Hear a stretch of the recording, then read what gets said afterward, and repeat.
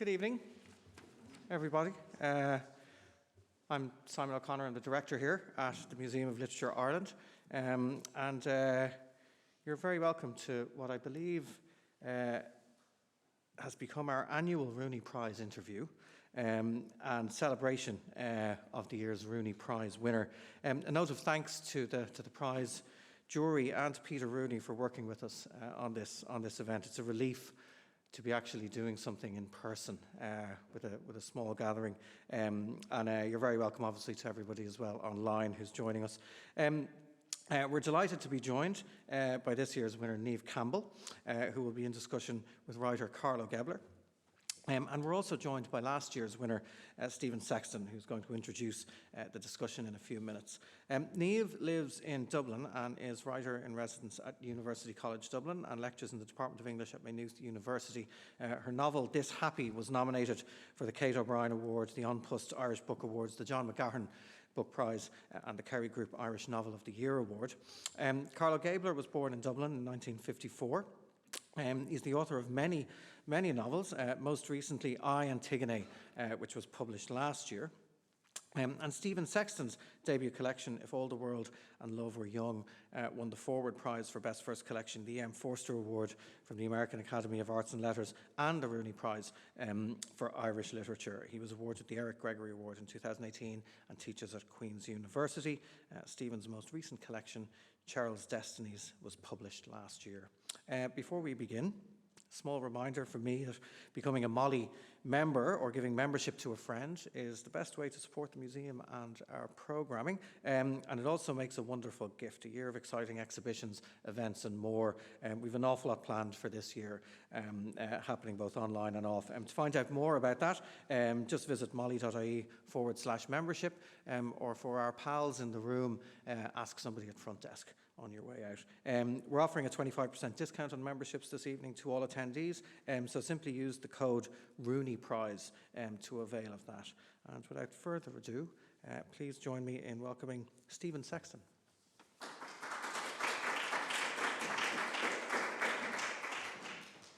Thanks very much, Simon. It's lovely to be with you.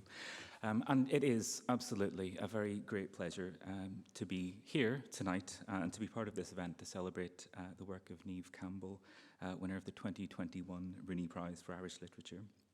I'm extremely grateful to have received this prestigious and generous award for the year of 2020, a moment of brightness in that mysterious blank of time. And then, as you might remember, we imagined something like now, which was, being in a room with each other. And since time has taken back its edges and definitions, we're able to celebrate here in the Museum of Literature.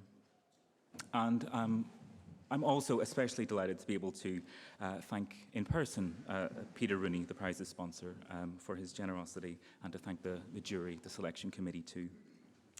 The Rooney Prize has meant a tremendous amount to me. It's an award attached to writers whose work I love, and it's been a thrill and a source of pride to join that extraordinary list of Irish writers. I was thrilled to join the company of recipients of the Rooney Prize.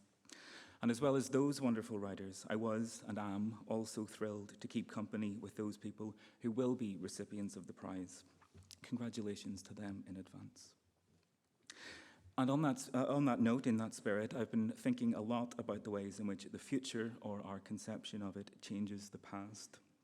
Here, at the end of the decade of centenaries, we remember ourselves remembering. The events we think of as discrete and finished can still change, it seems, and they do change as they are recalled. The past is not dead, it's not even past, William Faulkner said. And it is, I think, the profound complex of history, memory, and language that animates This Happy, Niamh Campbell's first novel. And towards the end of the novel, its narrator, Alana, mentions an interview with the singer Nick Cave, who, and I'm quoting here, Nick Cave, who spoke about the death of his teenage son and bereavement and how memories or great events or things like that were not attached in time as far as affect is concerned, but more like ringing bells reverberating through a life, not only now or in the future, but in the past. A fluid movement extending forwards and backwards, tidally, recurrently altering everything. And Alana continues that these reverberations were the making and re-breaking of my heart with every swing of the tongue. It was the palimpsest I meant. And the same thing happens with a few special, compelling texts. Some are capable of ringing like bells. And the other night, Sunday night, I found myself listening to Leonard Cohen, which I do at this time of the year, I think. And in doing that, I started to feel something in those earlier, passionate, plaintive songs, something of what I think is a great description, the opulent unhappiness one critic described in This Happy. And so while I was listening to them, the songs of Leonard Cohen were, for the time I was listening to them, and still yet, wonderful companions to this book. They were, as I witnessed them, gently overwritten by the extraordinary images and articulation of Niamh's book. It's the book's identity, quality, power, which allows it to reverberate so thrillingly through other works and other texts. This Happy has been rightly praised for its psychological textures, and its world is not one simply described by language, but thoroughly made of language, sublime metaphors, elegant sentences, astonishing sensual perceptions. Between Dublin and London and Drogheda, between people, this book is a celebration of language for a big part, and how the language of the future changes a person, how recollection can change the past. And so I'm reminded by a few lines of another recipient of the Rooney Prize, Leontia Flynn, who writes in one of her early poems, "The furthest distances I've travelled have been those between people, and what survives of holidaying briefly in their lives." So the short way of saying what I mean to say is that my already huge gratitude for having my work recognised by the Rooney Prize is made greater for being in the company of Niamh Campbell's astonishing work. I'm very grateful to be able to celebrate with her this evening. And so, in conversation with Carlo Gebler, the winner of the 2021 Rooney Prize for Irish Literature, Niamh Campbell.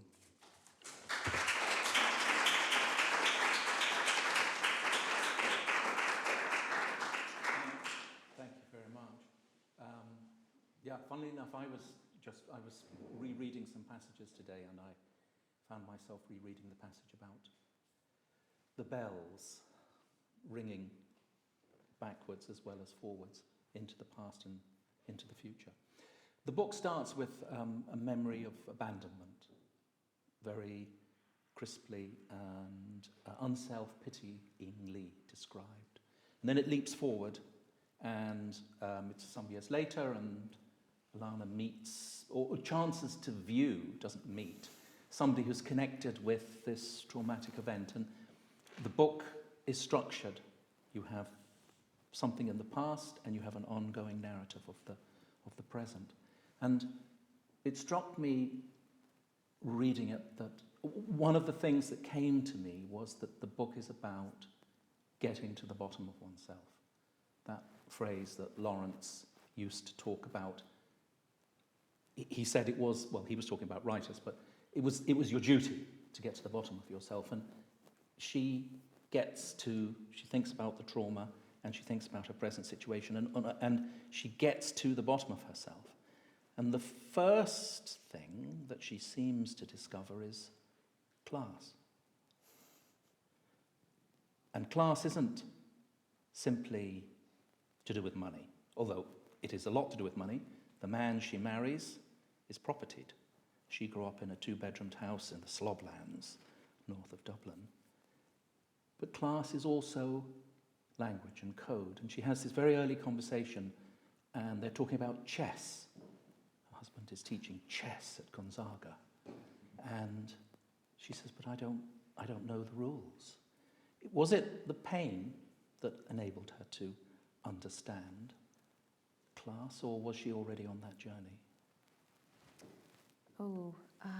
I think that there's a lot of pain around class, actually, that one of the worst or one of the most intriguing aspects of it is it's about how a person is valued, and this sense of who is valued and who is not valued, and who is educated and who is not educated, and what is understood as valuable in a certain milieu is actually quite specific. And I feel a part of a generation who went to college and didn't maybe realize this for quite a while, that there was a point at which you needed a certain bedrock to progress, and there were codes you wouldn't speak. And I think what I find intriguing and what I was looking at in that book and what the character is getting to is that these things are not superficial, that there's no way of regaining lost time that would be spent in training for entry into a more refined or sophisticated milieu. Even if you've gotten over the line, you're going to always be a bit blank. And that is, it's the reason why it's a source of melancholy is ultimately because you also, is this character, she can't go back. There's a sense that there's nowhere to return to where she would belong. She's to keep going in this world where she'll never really fit in. And it seems so trivial or frivolous to say, oh, ideas about fitting in, but there's a deep melancholy with never fitting in anywhere as a result of sort of arduous ambition or feeling you needed more than occupying. When it comes to class or it comes to any kind of membership of a group which is in some way historically lacking or maligned or limited, to go above the limitation is to just leave home. Oh yeah. Into the You world lose. which will you lose all of that, your identity, thinking I think you'll replace it, but it doesn't. So you become a sort of whole. And I think that empty perspective, or that almost feel like a watchful presence within the new world that you move in, you can observe things, is a sort of power, but it comes through this huge loss. And I think actually recently something I read, the last book by a writer called Claire Louise Bennett, suddenly articulated this very vividly, I think, and she was just writing, not from this perspective of complaining or rattling a sort of social justice cage, but simply saying the sense of bereavement and the sort of exhaustion and fatigue that comes with trying to keep up when you don't know the rules means that there's no satisfaction to ever be obtained from it. So you just, I think you're in a margin. And I think Alana, I see her very much as someone who by the end of the book doesn't belong anywhere still. Oh no, she's trapped. And is a little bit stunned by everything. And I finished the book at that point because I thought, I can't take this any further. I'm not sure if it's going to take a lot for this character to move beyond this point. This is an even bigger barrier or an even bigger sort of moment of pause. And I wanted that to be a kind of value-free moment, but it wasn't going to be conquered. And I think perhaps with my generation or with Irish writing at the moment, people assume talking about class is joining in this global conversation about marginalised groups, which is topical and moves around the world and doesn't really sit down anywhere. But I think that the interesting thing about looking at a specific place like Ireland and Dublin is getting to look at how the texture and the warp and weft of that is manifest at a really local level, and it's more intimate. But, I mean, among the things that she gets to the bottom of is very, very precise understanding of her exact demographic. So she doesn't come from Dublin. She comes from the Sloplands, overlooking the sea, full of fecal matter. She starts off in a two-up, two-down house built for factory workers in a hosiery factory, and then they graduate to a semi, and it's a sort of, it's on the road from Belfast to Dublin. I remember that road. I know that road. It's really not a nice road. Never was a nice road. It's never going to be a nice road. It seems to carry the misery of the north down into the south. And she's very, that kind of really exact understanding comes from pitiless examination, which she, carries off with aplomb. But she's also not just interested in that. She's also psychologically incredibly acute. So at the beginning, when she remembers being in the Irish Film Institute, and suddenly she's folding her coat, and the phrase you use is, she's overcome by strange, autonomous, ecstatic grief. Because she's remembering the abandonment, she's remembering the relationship that she had before the marriage. And the word that caught my attention, allured my attention, was ecstatic. I understand autonomous, I understand strange, but ecstatic. So I made me think, oh, is this somebody who thinks when they're coasting, they ain't alive? They better not to coast and suffer and be fully in the world than coast and not suffer. Is that accurate? Yes, and I think the ecstatic is sort of a reference to the idea of, which I think it picked up a few places in that book, of feelings or states of intense feeling appearing to be like clouds that wander through the world and hit the protagonist or hit people. Or it's like a version, I suppose, I mean, classically it's the Proustian idea that things are lying in wait for you, but in this case they're kind of like geysers that flare up of feeling. Triggered by small things, and it's trauma really, but it's addictive trauma. It's really delicious. It makes life suddenly feel, meaningful and... But also capricious. Yes. She's folding her coat. It's just the banal, it comes from nowhere. And I think this character is quite addicted to that feeling or enjoys that and looks for it. And I think as I was developing the book, I was reaching towards this point of, you know, an individual or a personality or a nervous system will just be burned up through this if they don't learn to settle down. And then she, towards the end, sort of reaches that point of obliteration where I kind of let it get atomized and then gathered in at the end. But yeah, there's that sense of it being capricious and autonomous and ecstatic, as in it's a moving feeling, and it feels almost impersonal. It's such a shock, like an electric shock. So this person that causes her so much turbulence, why does she like him? I think it is lust. Is it? I think that's it. Okay. That's a very large part of it. I think one of the aims when I was writing the book was the sense of I'm going to give lust as a legitimate motivation in life, time and space. But I don't think the way I've ever seen Well, it's this... had a lot to do with history. Yes, but I don't think the way I've necessarily seen it written always resonates with me, because it seems to involve in writing sometimes a kind of a degree of calculation, or builds it into a narrative where it's maybe going to be a comic foil or slapstick or predation, whereas I wanted to write it as more like one of these geysers of aliveness that is derangingly enjoyable. And I think it's attached to this, and it's also related to a sense of being in somebody's command or control where you don't have to be in charge anymore. And I think for a character like this, who has sort of is quite a climber, as we see with her marriage particularly, that she desires power, and to not be disenfranchised and to be valued, even if it is adjacent, that the sort of command that comes with, you know, power. And I'm very interested in some ideas about property ownership, even though it seems very banal when you put it like that, but owning space, being in command, that is very attractive to her as well. So it's a combination of lust and power hunger, versions of desire for power. I think I'm interested in that too, this idea that the disenfranchised or the subject who suffers is not always virtuous, doesn't want to remain there, craves the same degree of power that they see around them, and will try and find avenues into that, which I think is one of the reasons why the character often is just disliked by people. They don't particularly like her, because I wanted to make that quite naked, but it's mostly lust.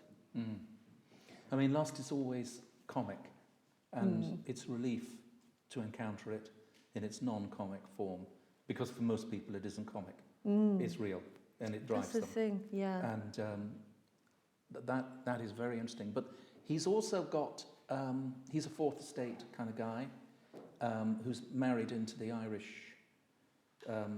toffwood. I mean, we don't really meet his wife, but I mean, she's much higher up the social ladder than him, and completely out of, I mean, you know, Alana's right at the bottom of the ladder. Yeah, in comparison. Yeah, and so they're all, anyway, he is sort of in the same area as her. He is a maker of things, and she wants that. And then through her own, well, is it her own fault? She offers various explanations for what causes the rupture. She crosses over to a, you know, a middle class Fine Gael Dublin posh boy Yeah. with a very complicated backstory, which I think was very, very, that he has had two, shall we call them fruitful relationships? Yes.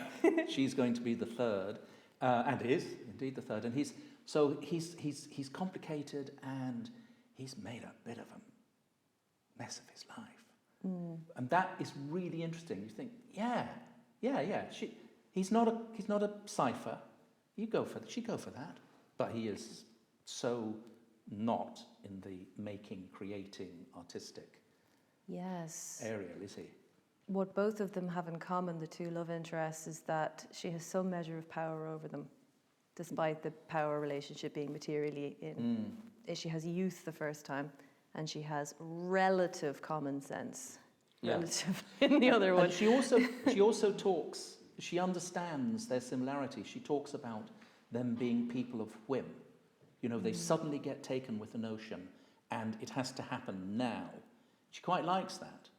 Yes, that is a freedom, I think, is very related to class. The idea that you could indulge whims, or finding a partner who will indulge whims with you to the point where, and being cushioned, that sense of freedom. I'm interested in this when I'm writing about women's experiences, because I'm thinking about women's experiences from the working class perspective are usually defined by labour, constant labour, and lives burned up in labour, rather than being confined to the house and limited. It's more so the amount of work that goes into a life spent without, and the idea of leisure and whim and ruining things, breaking things, smashing things. That's the luxury, that's the kind of attractive, it's, you know, more attractive than having to work for where you get. So what I think with that relationship, the power is that she indulges this. She believes in him, or acts like she believes in him, even though probably most people around him can see that he's sort of failed according to their lights. But it's the whimsical, it's the boyishness that she's really attached to. Yeah, it's interesting you say about him having a disastrous life or having a colourful life or a fruitful life, because that's one of those situations in the book. There are a couple of things that I don't see readers see very often. Every now and then someone will say, almost shyly, are you meant to see how much of a mess that person is and how wrong she, and I'm saying, oh yes, you are meant to see she's completely wrong. She has no judgment for these things. But I didn't make it front and centre, and I like to see people if they see it or they don't see it, or how they feel about it, or the complexity of the character. So yeah, thanks for seeing that. I mean, this is completely off topic, but for a number of years I rented a room in the house of a Gonzaga boy, followed by UCD, in Belfast, and he used to say to me in the evening, I'm Dublin merchant class, you know, waving the Daily Telegraph. I think it's great if they just own it. Yeah. His life was an absolute catastrophe. But he was a lovely man. He was very nice to me. I absolutely adored him. But, yeah, disaster. Yeah. But there's an extraordinary scene. The husband is minded to move into possibly the world of politics, maybe speech writing, maybe it might even be a TD, who knows, if the gods smile. And there's a sort of visit from a husband who's a barrister, I think, and his beautiful, perfect wife in her, so what marvellous, I mean, she does not described as having a Cath Kidston handbag, but I'm sure she does, and their perfect child. And there's a sort of, Alana has this riff, she talks about the incredible lack of curiosity that is typical of the Irish, and particularly the Dublin, but the Irish middle class. They just slide around everything. And it's really ferocious. She says something a little bit colourful. She describes Mr. Bruton in colourful language. So what does she feel about class? With that scene, I can remember writing that against the backdrop at around the time. A lot of this was written when the Repeal the Eighth campaign was in full flow, and my sort of relationship with the civic body was kind of volcanic at that moment. And it kind of finds its way in there with this rage. But class in that moment, I think probably that point she's bored for the first time by it. It's been very alluring, it's quite sexy, it's attractive, the idea of being housed and safe and adjacent, and then she sees this scene which is what's boring for me. What is boredom for this character is feeling detached from things. So at that point, perhaps it's a more realistic view of what life will be like among these people, skirting around issues and finding anything a bit risky or honest or authentic to be swerved. And that's why after that scene, that's when she decides to get drunk. And eventually I built the memory of the climax with Harry into that, which wasn't originally how I did it. It took a while to get that going, because it had to be a flashback, so the structural issue was very complicated. But I realized that with that scene, it was the sense of, I think she's calculating, or she's thinking the whole way through this, whether she should stay in this marriage, how she can stay in this marriage, and what's going to take to stay in this marriage, and then the catharsis of getting really, really, really, really hammered drunk and kind of ending up coming to on a pavement, sitting outside the house, is the going through a dark night of the soul and deciding to compromise and deciding to stay there. But in terms of that moment for class, I suppose there are different, the stratifications are so specific. Where they are is not, it's upper middle at this point. It's not the absolute top, so there's not as much whimsy as perhaps she thought. Yeah. I mean, I felt that the further I moved through the book, the more, in shorthand, Jean Reesium, the more trapped she became. There's just, things just are closing down. But also, which is what makes it such a brilliant and subtle book, it's also chosen. It's also the understanding that she arrives at, enters into, accepts whatever with her husband and his parents, who appear not to care for her particularly much, is embraced. Yes, that was a decision that came very late in the process. There was a point when I thought she might walk away from this, but it felt very like that would be a moral parable and not realistic. I don't think this character, after putting that much effort into leaving everything and then building this new thing, would leave. No. It made more sense that she would experimentally see what bringing a child into it would do. Which is what she does at the end. But then that was the point at which I think I couldn't take it any further, because it would be a completely different book then. Then the other thing that comes, I mean, it's there all the way through, references to Drogheda and Cromwell and Plunkett and the past, but it becomes more and more insistent the further on one goes, especially as she starts thinking about the humus from which she sprung in the kind of territory north of Dublin. You get this stronger and stronger sense that she is actually, she's hobbled by history. Everyone is hobbled by history. The whole country is hobbled by history. You might think that, you've triumphed and escaped with a single leap and got a degree and this, that, and the other, but no. You can shop as much, you can eat as much avocado as you want, etc., etc. There's 800 years of misery.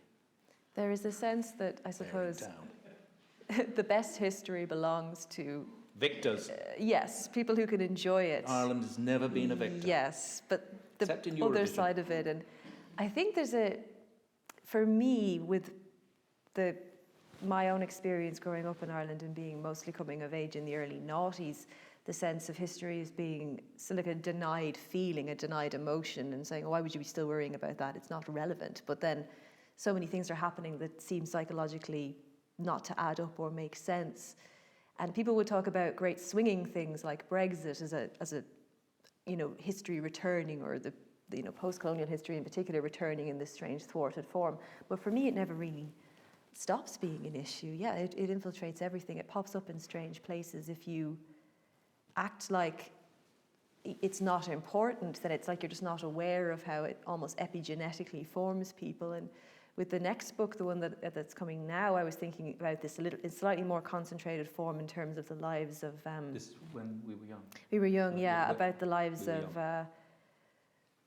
I've read it. Women. Oh, you have read it. That's good. Well, you know that using the Grange Gorman campus, the Trinity, or it's Technological University Dublin now occupy the St Brendan's Asylum in Grange Gorman. And when I started writing that book, I got brought there by a friend who had a artist studio in the old women's ward, and I was standing there where they would have done, where they would have taken people in the 50s, particularly maybe for a day or two, or for a couple of weeks, and given people electric shock therapy and all this sort of things that used to happen in terms of incarceration and then release.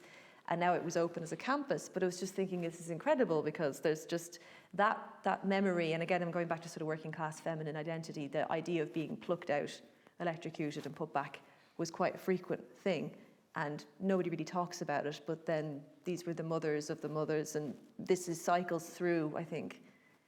In this case, I was thinking of women and the fear of cracking up and what they'll do to you if you crack up, or if you crack up, will you get away from here? And there's this sort of hidden history that is invisible if you don't think about after independence and the attempts to clamp down on the state and to police poverty and to manage. Or not police poverty, just create a gulag and put it in basically, yeah, to hide everything that wasn't functioning right after independence, because there was this ferocious need to prove it could exist on its own, and that it all, one thing adds to another, explains another, and I feel as though the sort of end of history has just kind of been like wiping across a blackboard and rubbing out a lot of these equations that would otherwise explain things happening now in the psychic life of the state and stuff. So yeah, I think history it's always travelling through, and I'm interested in, and I was in This Happy as well, and letting it kind of bubble up nearly subconsciously through a lot of the things really that are little touchstones, like the Oliver Plunkett head, which really was this cornerstone of my childhood that I could never forget. So it's bringing Drogheda back in. I was thinking, that's what I always think about, is this head, which is absurd and quite humorous as a relic, but also it's literally cut off from the body, and nobody really knows off the top of their head what it's even about.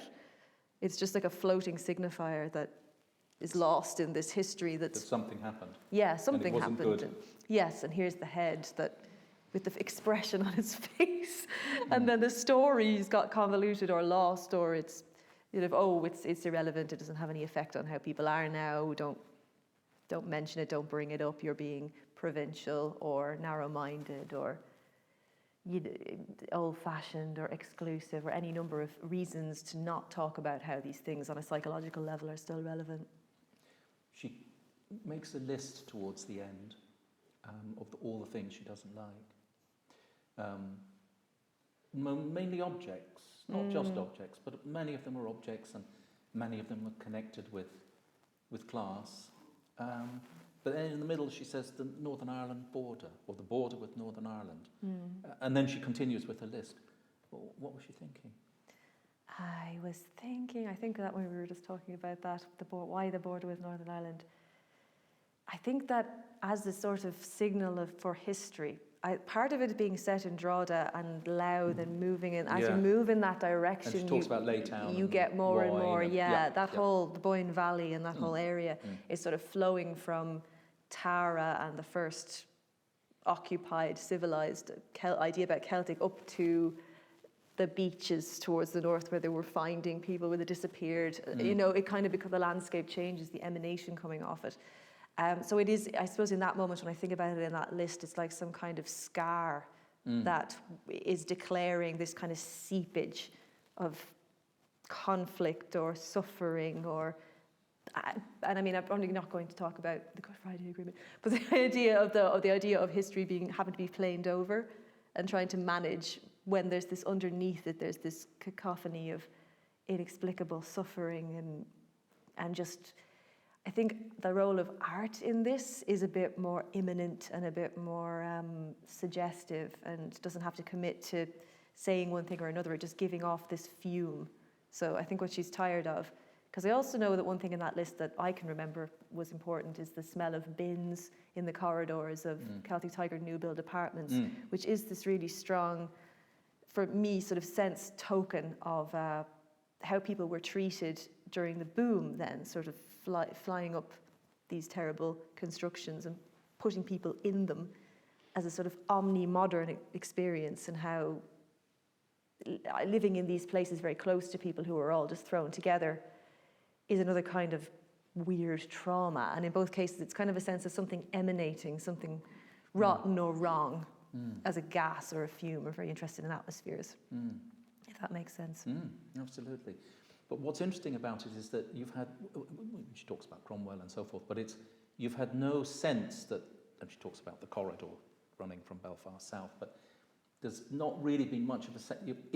One is surprised by this one, as a reader, one comes on it, and then one is not surprised because one thinks, oh yes, yeah, because she's getting to the bottom of herself, so she's finding out about how she is at least 50% responsible for the failure of her relationship with Harry. It may have gone awry for other reasons independent of her, but she takes ownership of what she does or what she did, and she's understanding what it is that she's married into, and she's understanding what she comes from, and she's understanding this place and all sorts of things about this place.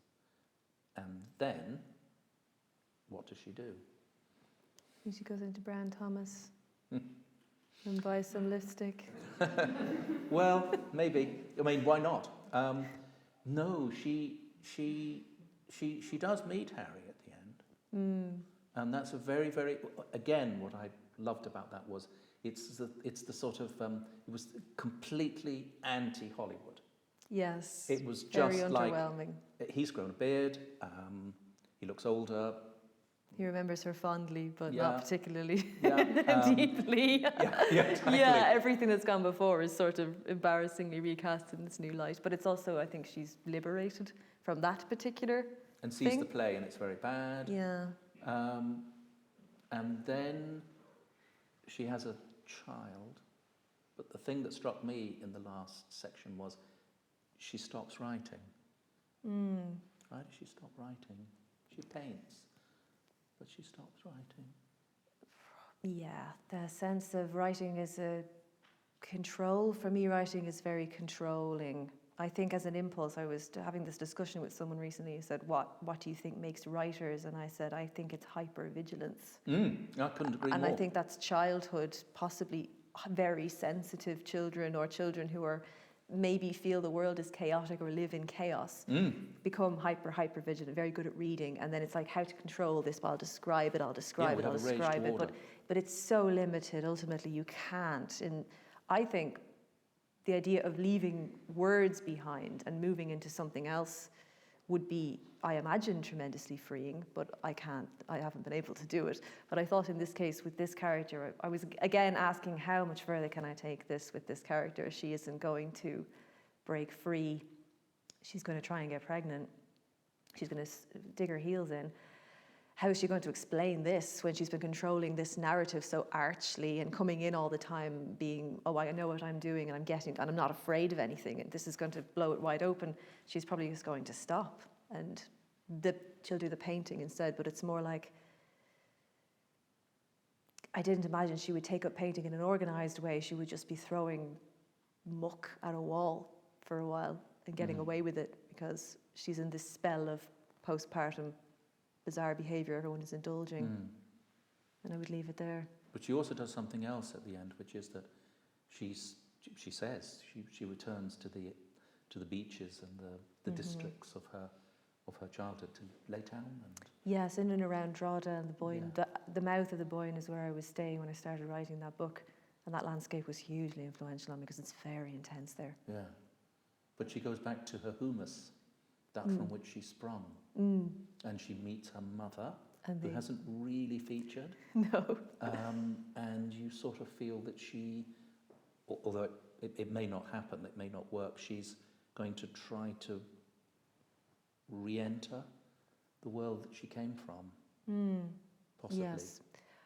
The motherhood theme finishing there as well, the idea of, well, she's become a mother now, so they have this thing, this commonality, and I did imagine her, this idea about, I'm realizing even more how important that was, of buying things becomes important. She doesn't buy things for the baby, buy things for the house, be served in a cafe, and be Having more children like... is one of the most expensive things you can do. It's not Yes, the most expensive. not the most. But I becoming, speak from bitter personal experience. Sure. So she's essentially going to become more like this woman, with this mother she's encountered at the dinner party with the husband. She's going to become a version of that woman, an archetype she can occupy maybe. Although it is definitely more gently handled than the other archetypes she's been trying to occupy. But yeah, definitely a sense of return. But then when I was finishing it and I couldn't think of anywhere to finish it that wasn't Glasnevin Cemetery, I had to end in the death place, or the mute. I always imagine with the dead, you imagine you're going to get some kind of, if the dead could come back, they'd tell you, they'd explain to you what you should do, but really they probably wouldn't. It's just like a wall of silence. This again, it gives you no guidance, history, or other people's decisions, or life, Yes, because or at the death. end she talks about the narratives are just... Yeah, it just doesn't really mean, it doesn't add up to anything. It's not, there's no way out or a way to explain it. Yeah. But she does end, or at the sort of penultimate moment is, she's thinking about a suicide. And that's again a very striking moment. Why? Why did she? I have my own theory. Why did she? Because someone she knew. Yes, someone she or vaguely didn't know, but knew. Yeah, could visually that recognise. experience that you do have, where a name comes back or someone mentions and you realise someone you knew as part of a group. In her case, who went to college with, didn't make it beyond a certain point, and they didn't have the adult life that you can compare to your own. I included that because I know that earlier in the narrative she had thought about killing herself, or not having a life anymore, not bearing it anymore, and opting out, but then doesn't do that. It is kind of toyed with as an idea, slightly as a joke, but not really. And so this was to see the suicide. The point is that that's somebody who didn't continue to exist. So an early theme with the book was possible lives or doubles, of people being doubles of one another, or double versions of yourself, or alternate lives you could have lived. And in this case, it was an alternate existence as not living, which maybe isn't your theory, but have I ruined it by literalizing? I sort of thought, this is perspective, you know. So this is the wisdom that after all that you have been through, this is what you understand, which is, you know, you've made it. Yeah, you've got there. That it isn't. She looks at the clouds and she, you know, she's aware, she's in the world. She's, you know, she has almost a Laurentian sense of the natural world around her. I mean, it's the natural world in Glasnevin Cemetery, but it's very powerful and beautifully evoked.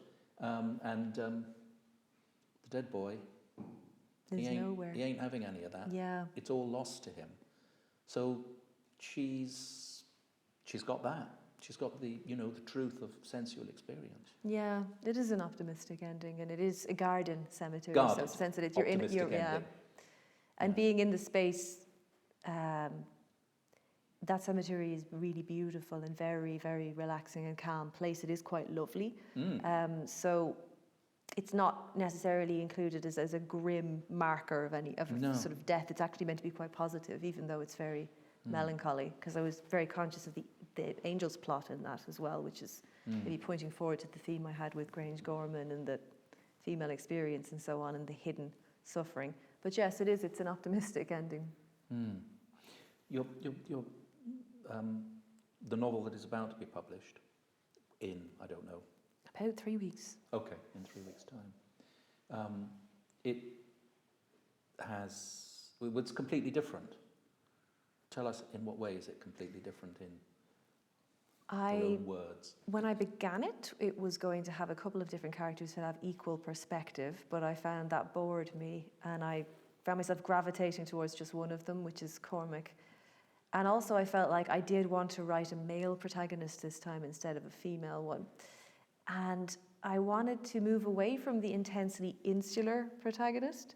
I just wanted to break with this happy as much as I could. I don't really think I have broken with it. I think the themes are pretty much the same themes that I had before, but through this different prism. And I also wanted to I was trying to stay more on the surface originally when I was writing it, and make it a little bit more simpler stylistically. And I was thinking about, around the time I began it, I was editing my monograph on John McGahern, and I was thinking about how McGahern did style so much more plainly than I had in This Happy, so I was trying to move towards the plainer. But I ended up putting that aside pretty early and going back to my usual florid, but it is a little bit more muted. And it's supposed to be quite, in its own way, lighthearted or funny. I wanted to write a protagonist that people wouldn't hate so much. So I think... Why did people not like Alana? People don't like Alana at all. Oh, I think she's... Really? Oh, like, they're really... I think she's lovely. I like her. Obviously, she's my firstborn, but I kind of wanted it, kind of pushing this, kind of getting tired of the, dislikable female narrator as trope. Really? People disliked her? That's interesting.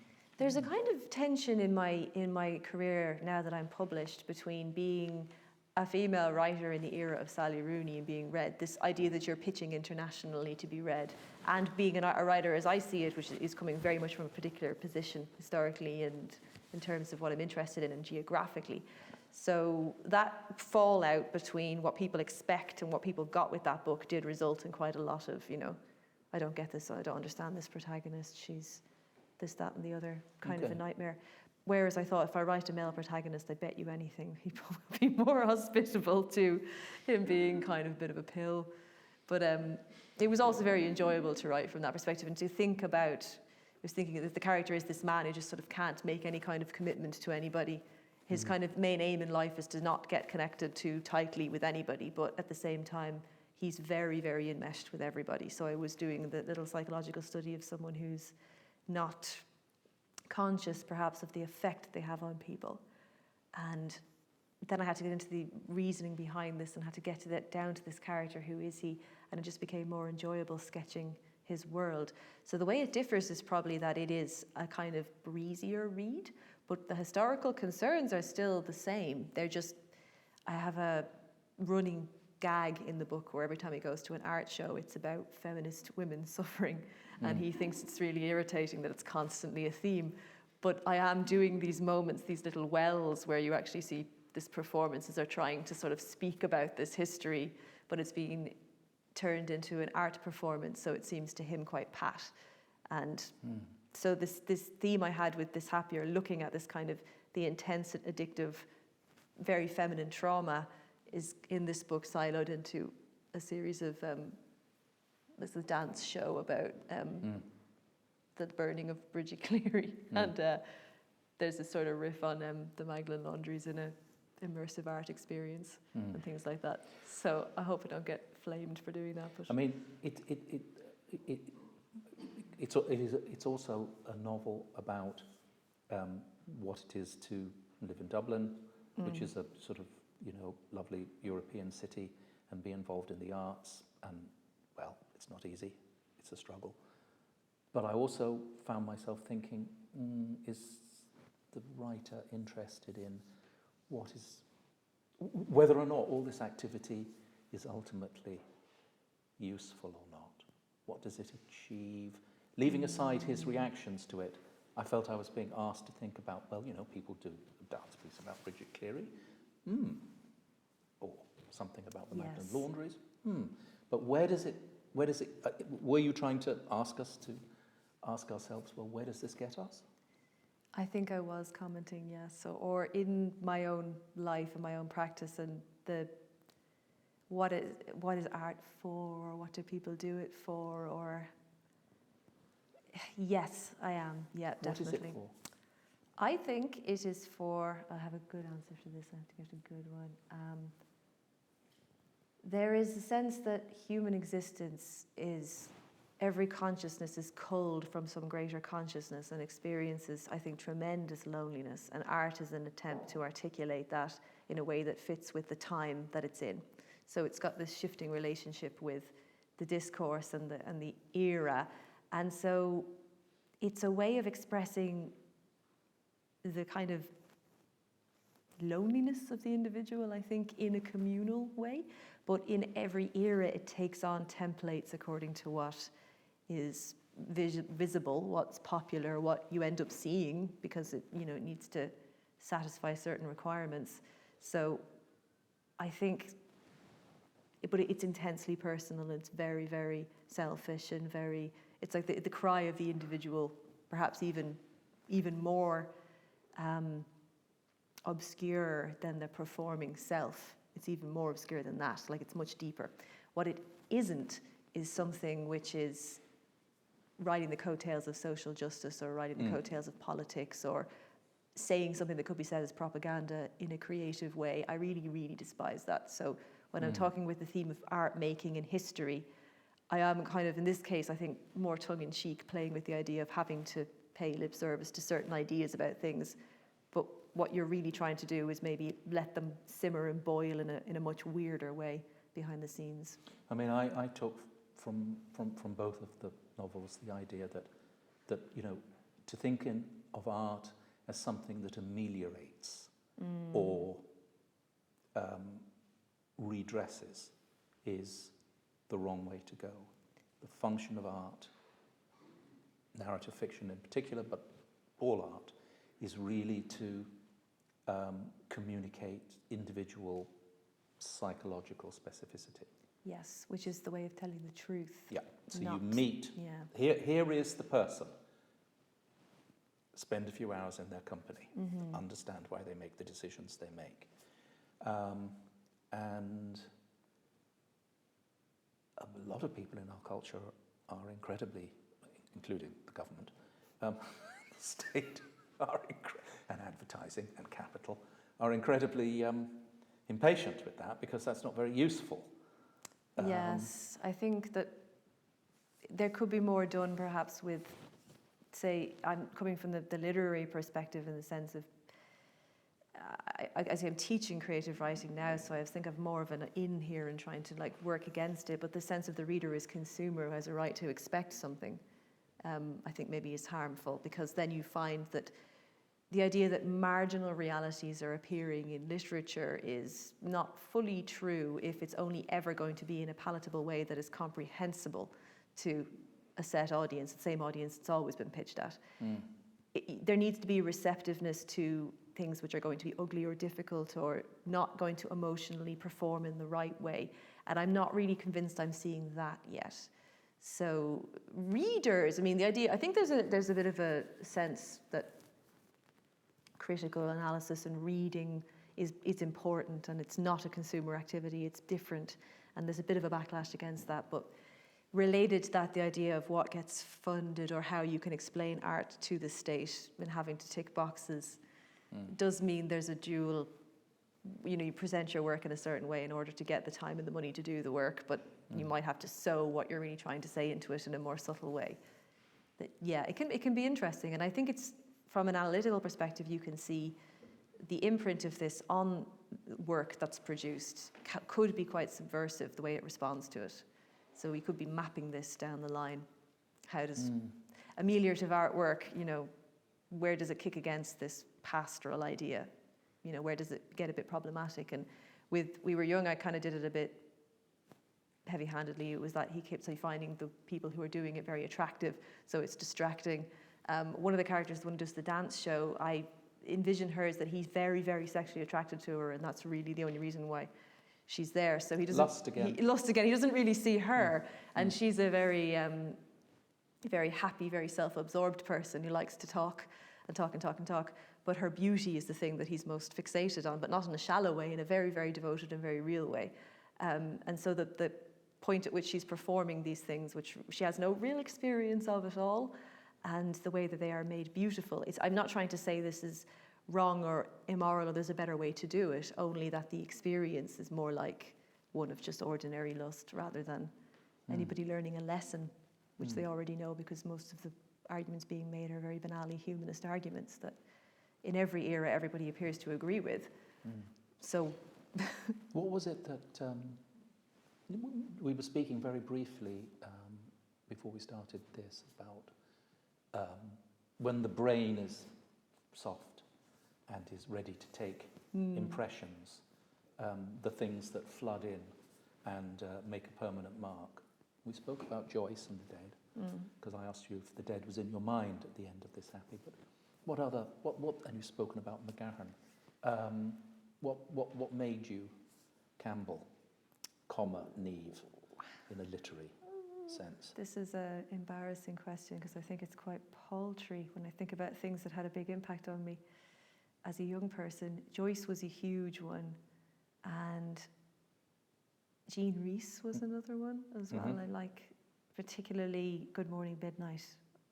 I think of With This Happy was very kind of important as well.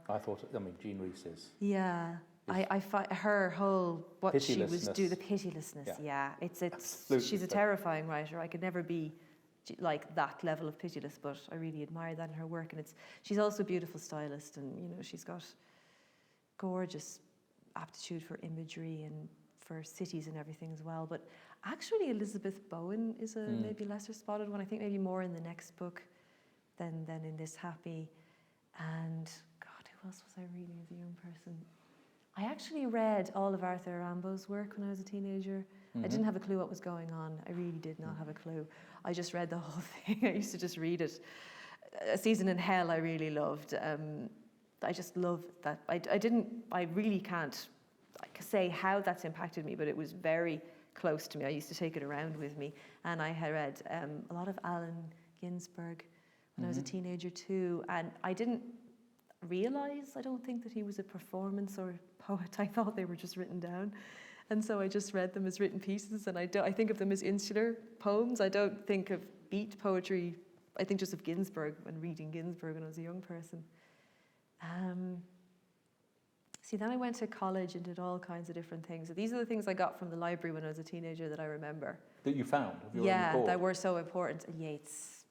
And we had Lady Gregory. We had lots of folk stuff at home.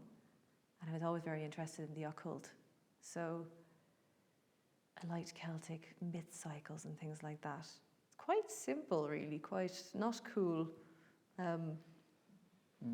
at all. Quite nerdy stuff that I liked, stuff, old-fashioned writing, and most of all, Joyce. It's so obvious, but really, yeah. And did you keep a diary, or did you? Yes. Did you? Yeah.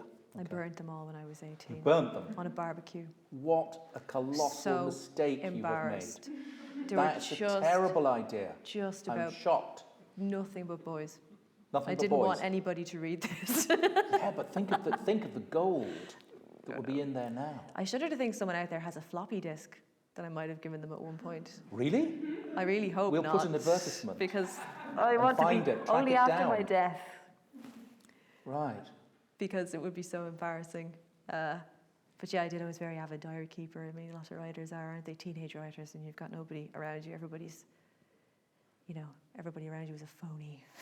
You're just sitting there with your Well, they were all fevered phonies. imagination. Yeah. They were. You'd never come around to forgive your school friends and realize that they were all, they were just doing what they could. It's still like, no, God damn them.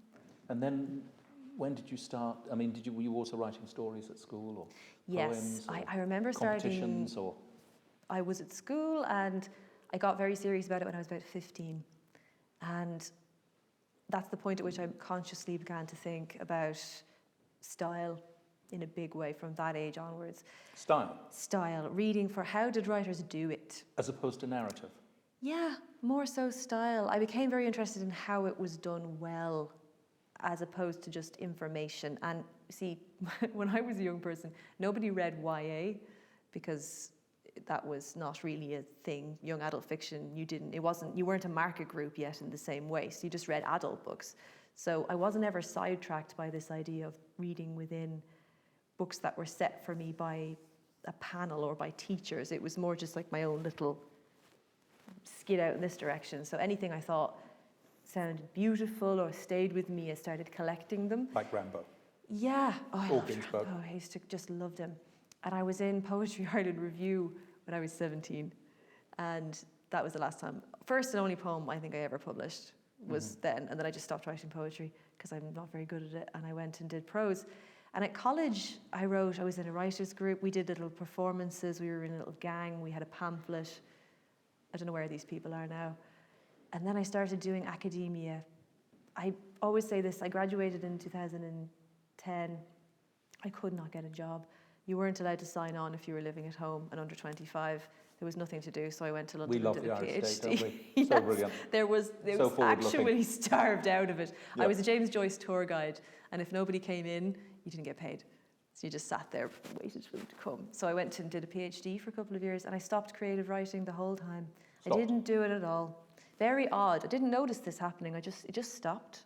But it was going into the other things. I was reading theory, art theory, and McGahern, and wonderful. I was in London, so I went into the British Library every day, and I put whatever I felt like into the search engine, and they will just send it to you. It's unbelievable, the stuff that they have. Anything you can think of, you're just like, You're one of the virtues of being an imperial capital. Yeah. absolutely. With an imperial library. Incredible. It's like this mine. Yeah. And I just spent so much time just frolicking in this world. It was such a privilege. And then I came back to Ireland and I was working as a civil servant. I was working as a clerical officer. And my whole life seemed to be over. So I picked up decided your I'd pen. become a novelist Right. instead. Right. Yeah, I wouldn't have done it, I don't think, if I had I just didn't feel like I had anything left to lose because I couldn't get a job in academia and there still wasn't a lot of employment, and I felt like I'd just gone back to my parents' house after having been away and had my own life, and I hated what I was doing, and I just, the Arts Council, now here is where the state comes in. 1916, 100 years later, Arts Council opened up bursaries for beginner writers and artists in 2016, and you could go for this bursary even if you hadn't really published, you had no career. So I just wrote to them and said, well, I was in poetry and review years ago, and then I did a PhD and I'd like to come back to it. So I am a beginner, but I'm not total amateur. And they gave me €16,000 and a quit my job. The best possible use of taxpayers' money. Yeah, well, I'm delighted. Thank you. Some people were, I lived very thinly. I used to just live on air and Good. Snippings of tin. yeah, and then I signed on to the Dole after that. And then I got a job, so it was okay. So I was only in the Dole for a little while. But it was, then it was a magical year, very strange. I had been working very hard, very high achievey kind of. This is 2016. Yeah, 17. 2017, the year 2017 really, 2016, 2017. I just wrote, slept, I learned to meditate. I used to ride my bike around Dublin, just walk through Glasnevin Cemetery, go to the library. It was magical. And that's when I wrote the book. So a lot of things that were going on in the background of that year are kind of in the book. That's why I'm in the Nick Cave. I'd forgotten about that. That was one of the albums I was listening to. Was the Nick one Cave that... and Maud Gone. And Maud Gone, yes. There was a book that came out about Maud Gone in that year, and I read that. I can remember. Oh, I still had this alumni access card to Trinity. I used to use that as well. God, it was like Arcadia. And then now I'm a novelist. Well, it's a fabulous book. Thank you. Fabulous books. Apparently, if we don't stop, we'll be arrested. Okay. And it's 8 o'clock, and the curfew is about to start. Oh, the curfew. And the bell is going to go. Does anybody have anything they would like to, very quick, any succinct question they'd like to ask that can be answered very, very quickly? You don't have to. No. There you go. Brilliant. Thank you so It's much, been bliss Carlo. talking to you. Thank you so and much meeting for you. your Good reading. luck. It's an honour to be spoken to in so much detail as well. Thank you. Thank you, everybody.